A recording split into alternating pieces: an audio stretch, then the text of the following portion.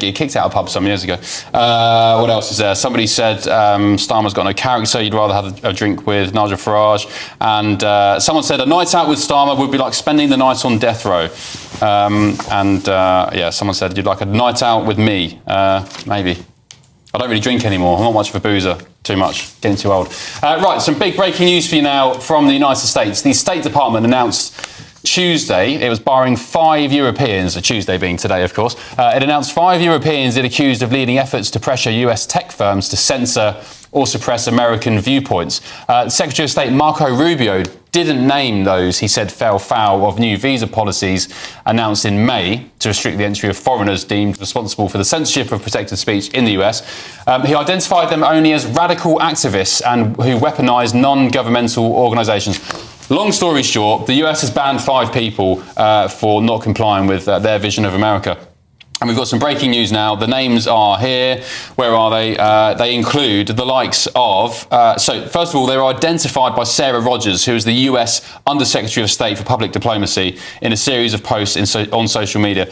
They include the former European Union Commissioner and leaders of organisations that address so-called digital hate. So the 5 named are Imran Ahmed, who is the Chief Executive of the Centre for Countering Digital Hate, Josephine Ballon and Anna-Lena von Holdenberg, who are the leaders of Hate Aid. A German organisation is Hate Aid.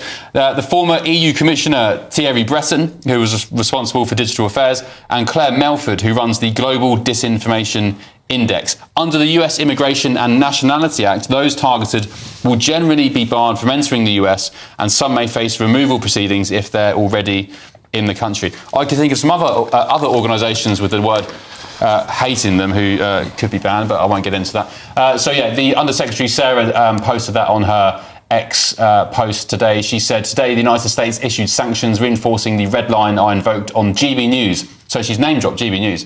The red line she invoked on GB News, namely extraterritorial censorship of Americans.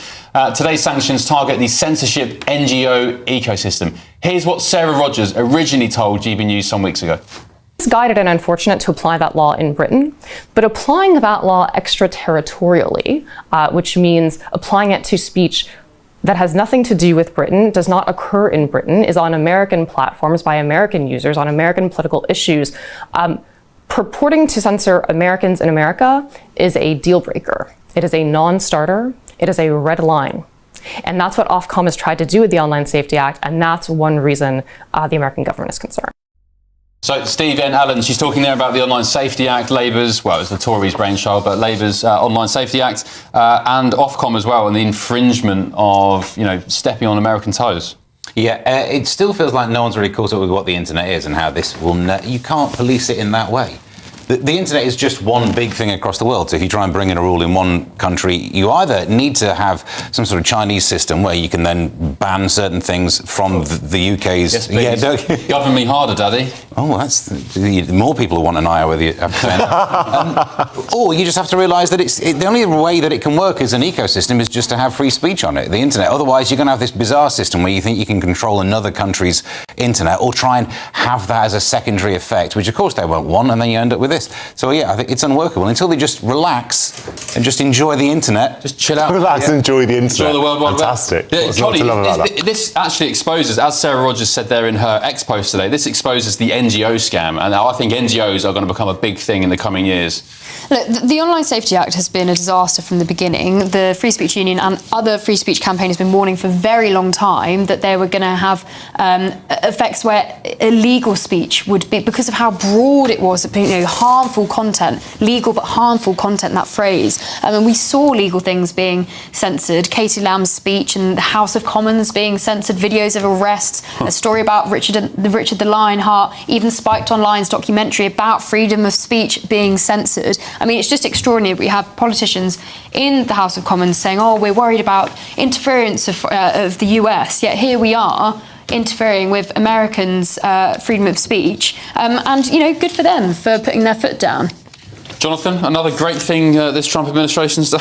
I mean, I'm amazed that someone who works the free speech union is applauding sort of visa bans for people for things that they've said, which is effectively what's happened. It's not about what they've said, it's about what they've done. Well, it's also about things that they believe and things that they are saying. But this is the issue. So freedom of speech is fine as long as your freedom of speech doesn't turn into action to prohibit other people's rights. Look, stopping people's right to enter a country is one of the most basic acts of censorship or that basic act of what a country is allowed to do. Well, I'm not saying that. Of course, they're allowed to do it. I'm saying this is a country, a government, an administration in the United States that says they're all about free speech. They're free speech absolutists, and then they're literally banning people for things that they're saying. I'm sorry, but it's like you can tolerate. I tolerate people. I tolerate intolerant people because that's what tolerance is. Yeah, but if you tolerate too much, just own it. They can just. I'm saying they can do whatever they like. They should own it, though. Can I just jump in and help? Tolerating intolerant people is a passive act, whereas saying people have the right to control other people's rights, they are actively controlling rights. And look, the other thing to say about this is that Thierry Breton, for example, this is a really serious thing. I mean, I think he had a meeting with Elon Musk